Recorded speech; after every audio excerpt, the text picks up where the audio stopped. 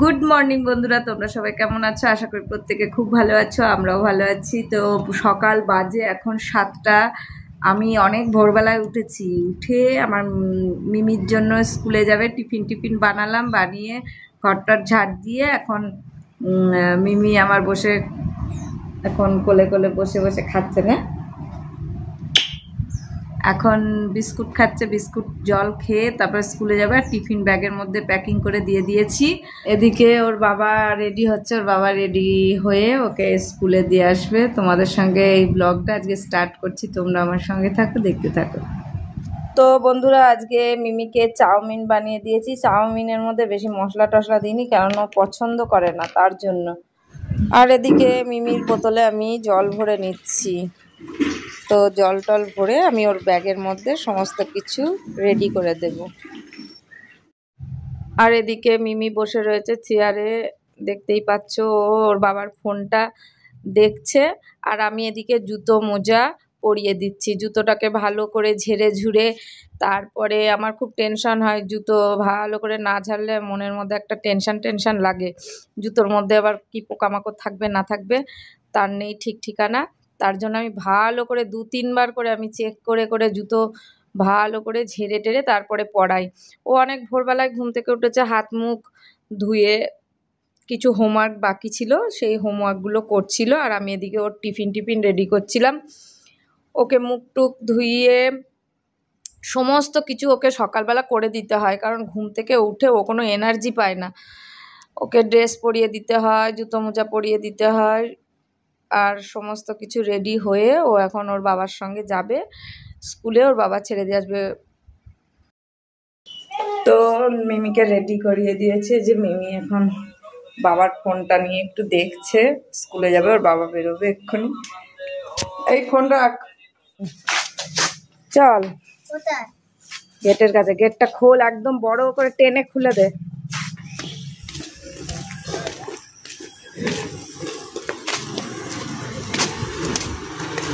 দেখি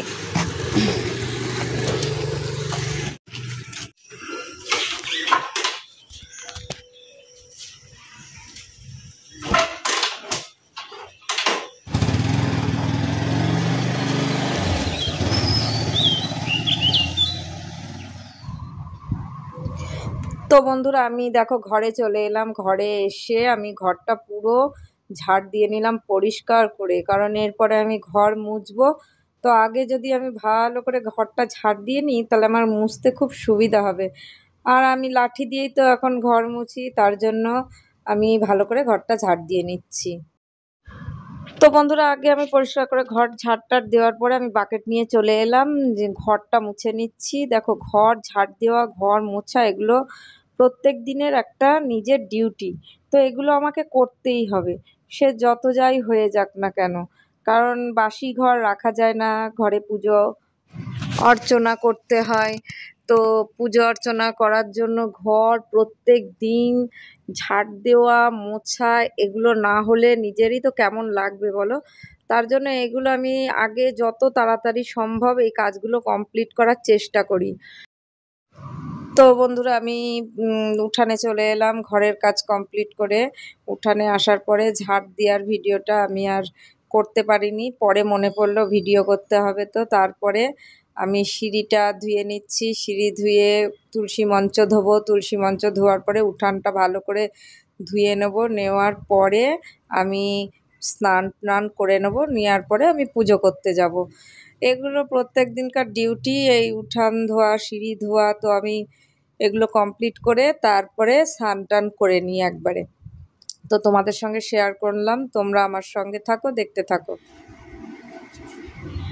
তো বন্ধুরা দেখো, আমি স্নান টান করে চলে এসেছি। বাইরের কাজ কমপ্লিট করার পরে এদিকে ঠাকুরের সমস্ত জিনিস আমি গুছিয়ে নিয়েছি। এই যে ফুল, বাসন টাসন ধুয়ে নিয়েছি, ফুলগুলোকে সাজিয়ে নিয়েছি, বেলপাতা, তুলসী পাতা, সব কিছু আমি এক জায়গায় সুন্দর করে সাজিয়ে গুছিয়ে নিয়ে পুজো করতে বসছি। গোপালও ঘুম থেকে উঠে পড়েছে, গোপালকেও স্নান করাবো। তো তোমাদের সঙ্গে শেয়ার করছি। এই দেখো আমার গোপাল কি সুন্দর, ওর স্নান করার গামলা এটা, ওকে স্নান করার একটা তুলসী পাতা গোপালের এই স্নানের জলের মধ্যে যে বাথটবটা করেছি ওটার মধ্যে আমি দিয়ে দিলাম। এবার জলের মধ্যেও একটা তুলসী পাতা দিয়ে নেবো। এই দেখো জলের মধ্যে তুলসী পাতা দিয়েছি। এবার গোপালকে সুন্দর করে স্নান করাবো। গোপালের স্নান দেখতে খুব ভালো লাগে, তাই না? দেখো আমারও গোপালকে স্নান করাতে খুব ভালো লাগে। মনে হয় যেন একটা ছোট্ট বাচ্চাকে আমি স্নান করাচ্ছি। আমার খুব আনন্দ লাগে। আমার গোপালের স্নান হয়ে গেছে, মুছিয়ে টুছিয়ে নিয়ে আমি গোপালকে সাজানো গুছানো করব। এখন সাজিয়ে দিচ্ছি গোপালকে, হার পরিয়ে দিলাম, চুড়ি পরিয়ে দিলাম, কানের দুল পরিয়ে দিচ্ছি। দেওয়ার পরে আমি গোপালকে সুন্দর করে সাজিয়ে গুজিয়ে ওর সিংহাসনে বসিয়ে দেবো।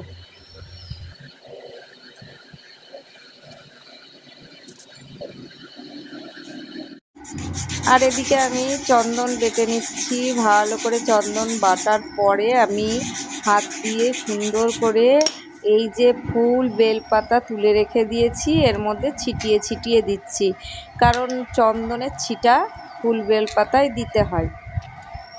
তো আমি তাই ফুল বেলপাতার মধ্যে চন্দন ছিটিয়ে দিলাম আর একটু চন্দন বেটে নেব। নেওয়ার পরে আমি সমস্ত ছেলে ঠাকুর যারা আছেন তাদেরকে আমি ফোঁটা দেব। আর এই দেখো আমি অনামিকা আঙুলটা দিয়ে আমি গোপালকে আর সমস্ত ঠাকুরদের রাধাকে তো দিই না, গোবিন্দকে আমি চন্দনের ফোঁটা দিই। আর জগন্নাথ, বলরাম, বাবা লোকনাথ সবাইকে আমি এই অনামিকার আঙুলটা দিয়ে ফোঁটা দিয়ে দিই সব ঠাকুরকে। আর এদিকে সিঁদুরের ফোঁটা আমি সমস্ত মেয়ে ঠাকুরকে সিঁদুরের ফোঁটা দিয়ে দিই। দেখো কারেন্টটাও চলে গেছে, দেখা যাচ্ছে না। তো বন্ধুরা দেখো আমি শিবের মাথায় জল দেব, তাই শিবের মাথায় আগে ঘি এবং মধু দিয়ে দেব, কারণ যতটা পরিমাণ ঘি এবং ততটা পরিমাণই মধু দিতে হয় শিব ঠাকুরের মাথায়। দেওয়ার পরে হাত দিয়ে একটু ভালো করে মাখিয়ে দিয়ে আমি প্রদীপটা ধরাবো। প্রদীপটা ধরানোর পরে আমি শিবের মাথায় জল নিবেদন করব এবং বেলপাতা ফুল নিবেদন করব। তো দেখো আমি কিভাবে করছি। আমি ভালো করে শিব ঠাকুরকে আগে ঘি মধু মাখিয়ে নিচ্ছি, তারপরে আমি শিবের মাথায় জল দেব। আর এদিকে দেখো আমি এই যে একটা ঘটির মধ্যে সাদা ফুল দিয়ে দিলাম, আর এই তামার ঘটি করেই আমি শিব ঠাকুরের মাথায় জল দেব। আর শিব ঠাকুরের মাথায়ও একটা সাদা ফুল দিয়ে দিয়েছি। এরপরে শিবের চতুর্দিকে একবার করে জল দেওয়ার পরে শিব ঠাকুরের মাথায় জল দেব আমি। আজকে সোমবার, আজকে আমি একটু শিব ঠাকুরকে খুব নিষ্ঠাভাবে পুজো করার চেষ্টা করি। আর এই দেখো বেলপাতা, 7টা বেলপাতা আমি শিব ঠাকুরের মাথায় দেব। আমি 7টা বেলপাতাই সোমবার করে শিব ঠাকুরের মাথায় দেওয়ার চেষ্টা করি। তো এ দেখো আমি 7টা বেলপাতা গুনে গুনে নিয়ে নিচ্ছি, শিব ঠাকুরের মাথায় দিলাম। দেওয়ার পরে আমি ফুল নিবেদন করব, তারপরে সুন্দর করে শিব ঠাকুরটাকে একটু সাজিয়ে দেব। তো বন্ধুরা দেখো কি সুন্দর লাগছে না, শিব ঠাকুরটাকে আমি কত সুন্দর করে সাজিয়ে গুজিয়ে ফুল বেলপাতা দিয়ে পুজো করেছি। আমার মনটা যে এত শান্তি লাগছে কি বলবো তোমাদেরকে বন্ধুরা। সোমবারে যদি আমি প্রত্যেক সোমবারে এইভাবে পুজো করি আমার একটা আলাদাই মনটা লাগে, খুব তৃপ্তি লাগে পুজো দিতে, খুব মনে একটা শান্তি পাই। এদিকে দেখো বন্ধুরা আমি সমস্ত ঠাকুরকে পুষ্প নিবেদন করছি। সব ঠাকুরকে পুষ্প নিবেদন করার পরে আমি আরতি শুরু করব। তো এক এক করে আমি সমস্ত ঠাকুরকে প্রণাম করে মন্ত্র বলে পুষ্প নিবেদন আগে করে নিচ্ছি।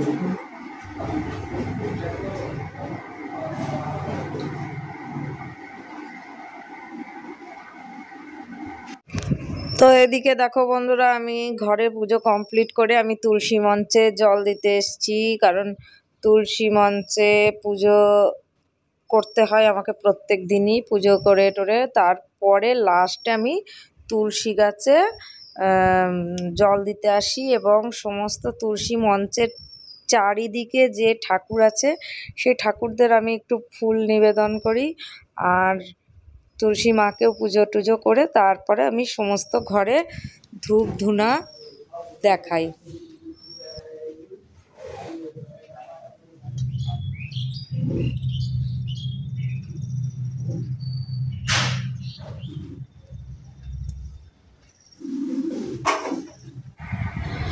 তো বন্ধুরা, আমার বাইরে তুলসী মঞ্চে জল টল দেওয়া কমপ্লিট। এখন আমার পুজো কমপ্লিট হয়ে গেছে, সমস্ত ঘরেও ধুনার গন্ধ ছিটিয়ে দিয়েছি। তো এইভাবে আমি প্রত্যেক দিন পুজো করি। এখন গোপালকে নিজের হাতে করে খাইয়ে দেব। তো যদি আমার এই পুজোর ব্লগটা এবং আমি কি কি করি সকালবেলায় সমস্ত কিছু তোমাদের ভালো লেগে থাকে, লাইক শেয়ার এবং সাবস্ক্রাইব করো। দেখা হবে নতুন একটা কোনো ব্লগে। ততক্ষণের জন্য সবাই ভালো থেকো, সুস্থ থেকো। Bye bye.